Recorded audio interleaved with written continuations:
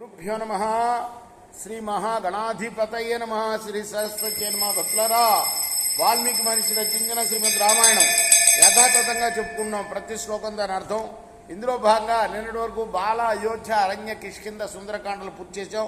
యుద్ధకాండలో 42 సర్గలు పూర్తి చేసి 43వ సర్గలోని 20వ శ్లోకం వరకు చెప్పుకున్నాం. ఈ రోజున 21వ శ్లోకం నుండి కొనసాగిద్దాం. కొనసాగించే ముందు వాల్మీకి మహర్షిని ప్రార్థన చేసుకుందాం. పూజంతం రామ రామేతి మధురం మధురాక్షరం ఆరుహ్య కవితా శాఖం వందే వాల్మీకి కోకిలం. సమర్థ సద్గురు సాయినాథ్ మహారాజ్ కీ జై.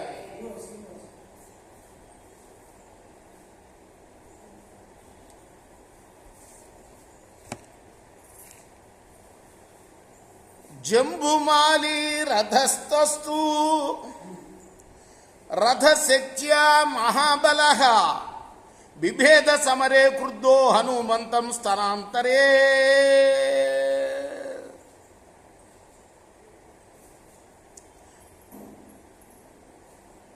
మహాబలుడైన జంబుమాలి రథం మీద నుంచి యుద్ధం చేస్తూ హనుమంతుడి యొక్క వక్షస్థలంలో శక్తి అనే ఆయుధంతో బద్దలయ్యేటట్టుగా కొట్టాడు.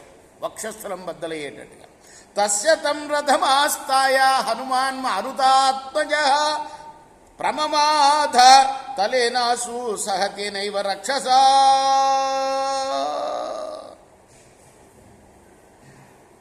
వెంటనే హనుమంతుడు వాడి రథంపైకి దూకి అరచేతి దెబ్బతో ఆ రాక్షసుని రథాన్ని కూడా నశింపజేశాడు.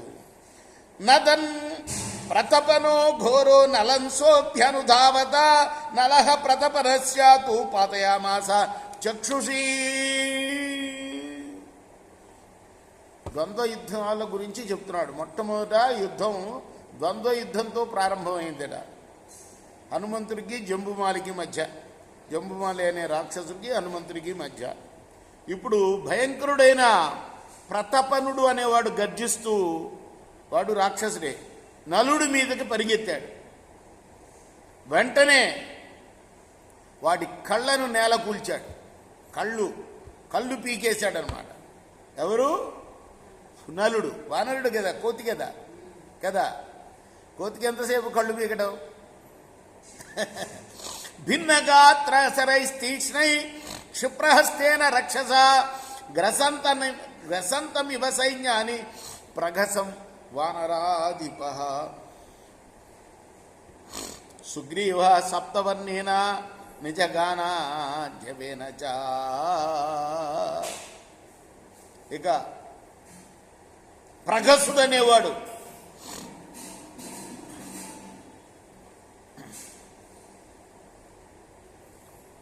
సుగ్రీవుడి మీద వాడి అయిన బాణాలు విసిరాడు. ఆ రాక్షసుణ్ణి సప్తవర్ణ వృక్షం చేత, సప్తపర్ణ వృక్షంట అంటే 7 ఆకులు ఒకే రకంగా ఉంటాయన్నమాట, ఒకే గుత్తిగా. సప్తపర్ణాలు అన్నారు. 7 పర్ణాలు, 7 ఆకులు. మనం ఎట్లయితే బిల్వదళం ఎట్లా ఉంటుందో 3 ఆకులు కలిసి ఒకటి ఉంటుంది, త్రిదళం, త్రిగుణాకారం అంటాం కదా. అట్లానే 7 కలిసి ఉంటాయట. ఆ సప్తపర్ణ వృక్షం, ఆ వృక్షం చేత, ఆ వృక్షంతో కొట్టి చంపేశాడు ఆ రాక్షసుని. ఎవరిని? ప్రఘసుడనే రాక్షసుణ్ణి సుగ్రీవుడు. ద్వంద్వ యుద్ధాల్లో వీళ్ళిద్దరూ చేస్తున్నారు.